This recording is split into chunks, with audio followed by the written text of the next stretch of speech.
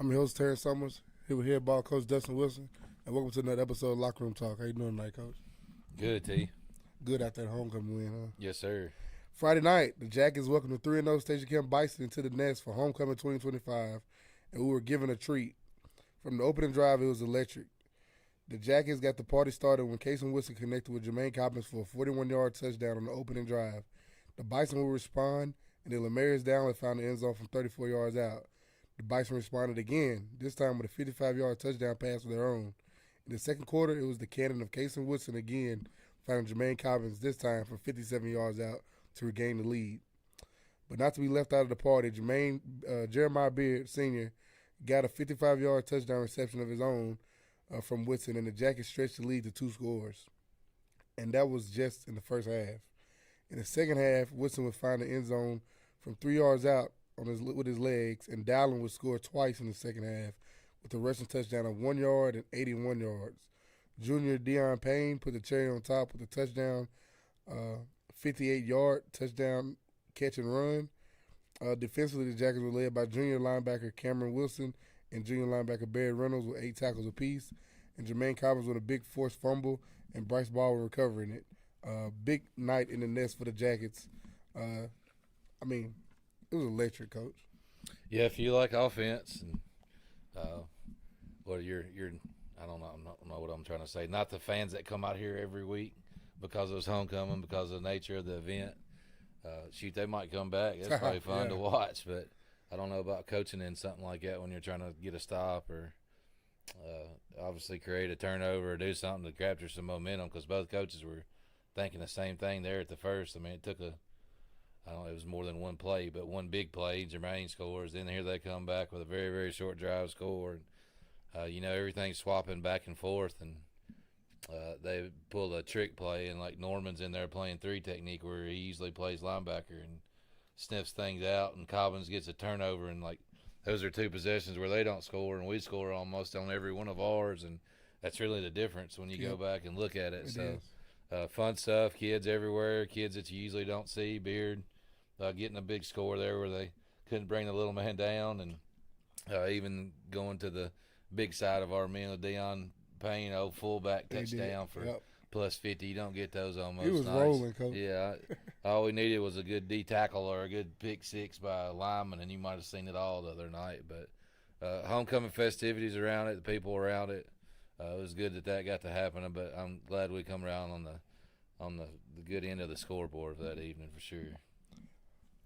12 carries, 137 yards, 3 touchdowns for Lemarius Dowling.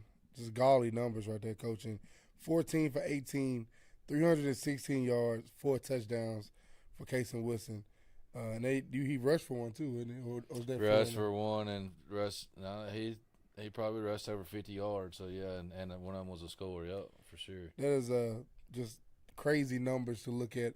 Casey Wilson becoming one of the most dynamic arms in mid-state right before our eyes, and Lemarius Dowling picking up the slack for injured Jaden Hurst.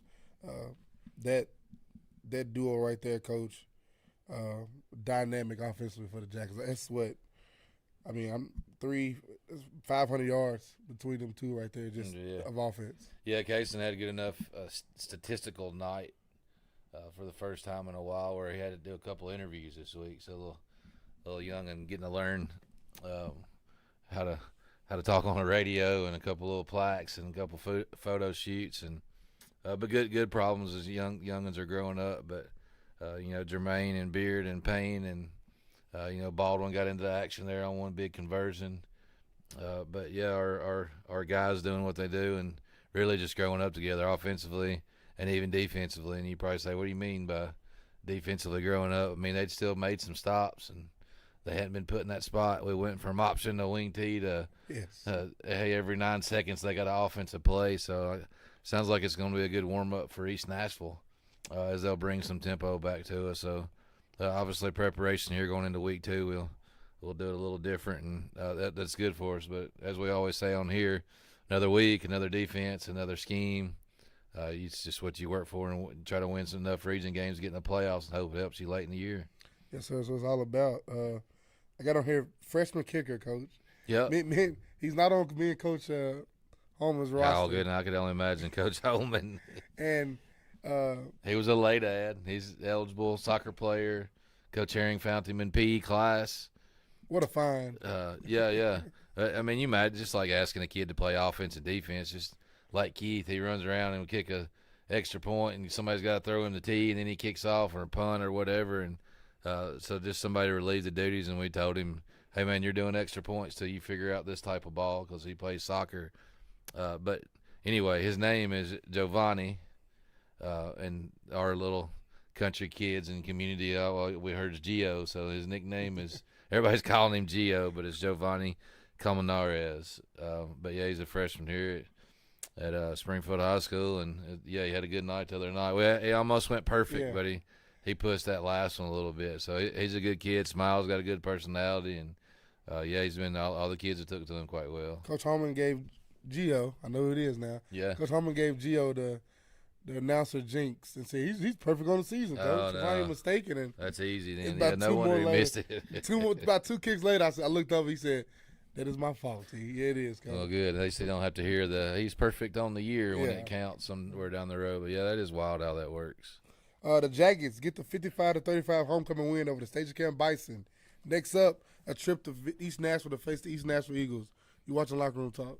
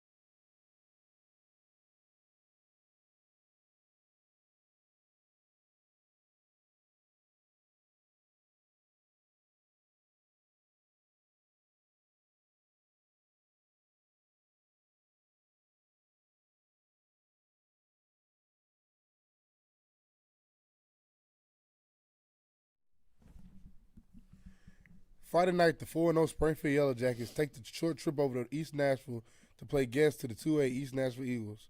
East Nashville comes to the game 0-3, but don't let their record deceive you. They schedule tough.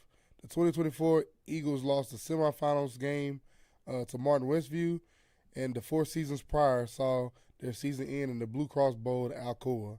This one should be a dandy Friday night, Coach.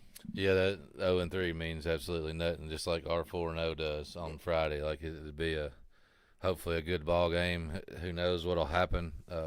But one thing we do know that it'll be 2 football teams getting after it out there, and there won't be no attached to it or no record attached to that thing once the whistle gets going, especially with the little local TV and all the kids having a little extra juice. And but yeah, they're a good football team. 6A Collierville, tight game to start the season off. 6A Antioch, Yep. which you got Metro and Metro. You know, you got a little extra juice there going to that. They were supposed to play Hillsboro that week. We played Portland, but it was rained or not canceled, or that was one of those that didn't get played for whatever reason. And then they played Beach last Thursday night when we played Station Camp on Friday. So they said a couple of those guys were out here, which obviously you think they would be. Go check out your next opponent. But yeah, they've had 3 games, 3 solid programs, and they hadn't won one yet, but that only makes them probably that much more hungry. So it doesn't mean a thing when it comes down to records. Coach Harris is a old Pearl Cone guy. We know him from the Pearl Cone staff, his previous gig, and just like McGavick, head coach, is a previous Pearl Cone. So got it sprinkled all throughout the schedule for us to prepare for them, and this is the week before them, and that's what we got them on schedule for. So we'll line them up and see who comes out on top the next or in 2 nights, I guess, on Friday night. But fast tempo offense again, and fast kids, and a even front up on defense, and mixes it up a little bit on you. But looks like some good stuff, some good football, and some good kids. And obviously we know their coach, so they'll be well coached. I mean, I couldn't think of a better prepper for the Paracone Firebirds than the East Nashville Eagles. Back there a few years ago, they battled for a while. I mean, you probably look in the probably 17, 18, 19, that time period, 16, 15. They were right when you got away from Pearl and got. I think it's been 17, yeah, because that would have been when they both went to 3A. Yeah, and they both went to 3A. Yeah. They were just. And now they're supposed to be both 2A, and Pearl Cone chose to play up. But yeah, man, 2A, heads up. But they're good, and it don't matter who it is that week. I mean, it's like Collierville; they're one of the bigger enrollment in the state. In the state, yeah, and they went toe to toe with them. So no size attached to this bunch of kids. They're good. I'm excited to see it, Coach. You're getting a lot of the same thing you got last week in Station Camp offensively, which I thought was a great prep. But of course, with more athletic bodies on that turf over there in East Nashville with the Nashville backdrop. Behind the Springfield side, it's going to be electric, and I'm excited for it. A great appetizer, as you will, for the dinner next week. Yeah, that's right. East Nashville, magnet school now, if you're going a little bit of history, but East Nashville High School is the guy, Coach Spears, Bubba Spears. Yep. I was here the other day presenting Cason a plaque for last week's Player of the Week with him and Greg Pogue's program. And I said, man, I know we played you. I remember your old Metro coach. Where did we play you at? And here comes Coach Thomas stories and what year you was and when you played. And but he said he started that football program or restarted. I can't remember what he said, the East Nashville one. So a little bit of history going back there, but that older school and good setting right behind that old double-decker, good college-looking school over there. And yeah, Nashville on the backdrop, and here we get to go to Metro, where the past few years we've been Sumner County or Clarksville. Springfield fans here, let's go to Nashville Friday night and do what we can do. That's fun, Coach. Got a little more food options for me. Yeah. And adult beverages post Friday night. Leave early. Yeah, I was saying that, trying to give our security detail a little bit of heads up. And Gallatin Road right out the front door, and it looks like he had pizza, pub, all that stuff on there. But yeah, that's what makes a ball game. Go, leave early, make an evening out of it, and just make sure the nightcaps the Springfield Yellow Jackets. Yes, sir. My TV 30 game, Coach, and as I said here, and you got the trophies all over our heads, all 7 of them, dating back to 2017, that one back in the backyard to kick off things when we beat Greenbrier back there. No Springfield Yellow Jackets in the recent years are no strangers to my TV 30 football games, Friday night rivals. What is it? What does it mean, to be able to show? And I know, I've been around, I know to showcase the brand, because that's what we're doing, to showcase that brand around on Friday night. What is that? Yeah, it's pretty special. I remember when it's about like anything else. Like I remember when we come and you was a senior, like they wouldn't cover us in the paper, or you, like I'd call and complain on the Times, or hey, why ain't you here? Like, oh, that y'all ain't the best, or hey, we're covering where a record is, or we're covering where people are, and credit to a bunch of good kids that come to the program now.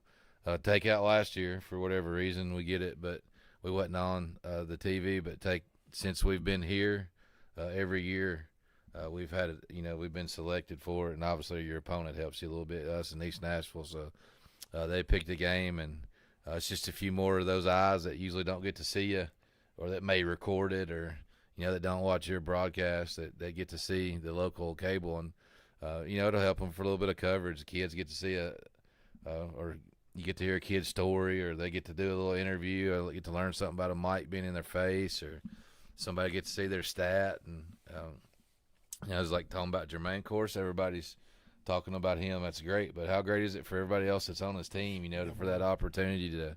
What if a coach is on the sidelines looking at him and, dang, who's that throwing to him, or who's 88 going up down the field, or man, who was that making that play on defense, or that's just opportunities. And man, the opportunities for the kids just get on TV a little bit. We're all about their high school story and make sure it's the greatest time, and they go back and reflect on that TV game. They get that chance this year, so appreciate them us picking us again, however that process is. But it's an experience. It's a little bit longer during the week. That's why all these college and pro people, I'm sure, got personnel that'll take care of turning in their depth chart, or turning in rosters, or taking interviews, or scheduling up. It makes it a little bit busy, but it's all worth it when the kids get a little more coverage. Yes, sir. And it turns out to be a great product on Friday night when you get to watch it. I remember me being at TSU, sitting in the Radisson Hotel on a Friday night, icing my knees, and being able to watch a My TV 30 game, and being able to see those teams you were accustomed to seeing, the Shelbyvilles and the Tullahoma, sitting back and watching them and be like, man, it's good to see some Friday night football. It's beautiful to be able to cut it on and see at script gold jackets on that white helmet, Coach. Mm-hmm. Any coach announcements from you? We'll try to post something for you, and you can help us and get it over to the football page on Facebook and maybe a little bit of social media. But I think there's some maps out there about where to park at when you come. It's a school, elementary school, an adult learning center, something that's right behind our stands at East Nashville High School. There's obviously parking at their school, but where we actually, our stands are on the other side of the stadium, there's some parking too. So we'll circulate a few maps in the next couple of days. But kickoffs, is actually 5 minutes later because it is on TV. Metro is $10 to get in, so that'll be another couple bucks. But it's Go fan option there for you. It's going to Metro. Metro's got a clear bag policy, like we're implementing here at Springfield, and most people are implementing now. It's just 2025, folks. Just about everybody's caught on to that, and just safety first. And so don't be toting anything in there that, purse, or obviously everything's subject to search. Just get your clear bag that you take for events, and take in what you need, and go watch some football at East Nashville Magnet School. Yes, sir. First matchup between the Jackets and the Eagles. East Nashville is a part of the Nashville Whoa, I almost messed up, Coach. Interscholastic League. Yeah, better you than me saying that word. The NIL that Coach Boyd Smith loved playing in the 40s and 50s, but the Jackets never matched up against East, which was East High at the time, Coach. Coach Boyd Smith loved playing the NIL teams, loved playing all those guys, the big dogs, which was they ran the mid-state. No, no regular schools outside of the NIL ever wanted to come in and play them. But Coach Boyd Smith filled his filled his schedule with all NIL teams, besides of course Gallatin and Claw Street put on every year. But never played East Nashville and this will be the first time come Friday night.